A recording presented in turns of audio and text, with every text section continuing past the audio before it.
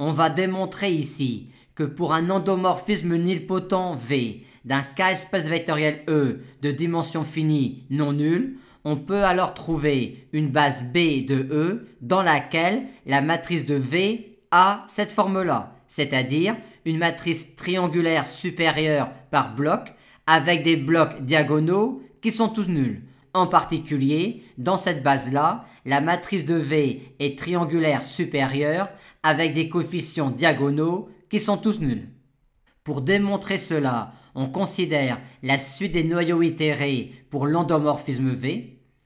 Et pour construire notre base de E, on va procéder de la manière suivante. On commence par considérer une base de quart de V que l'on va compléter à l'aide d'une base d'un supplémentaire de quart de V dans quart de V2 pour obtenir finalement une base de quart de V2. Et comme H1 est inclus dans quart de V2, V de H1 sera inclus dans quart de V.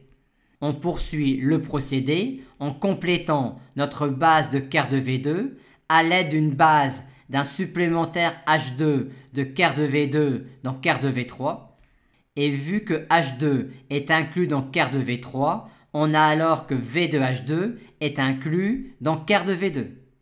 Et on complète alors la base de quart de V3 ainsi obtenue à l'aide d'une base d'un supplémentaire de quart de V3 dans quart de V4. Et ainsi de suite.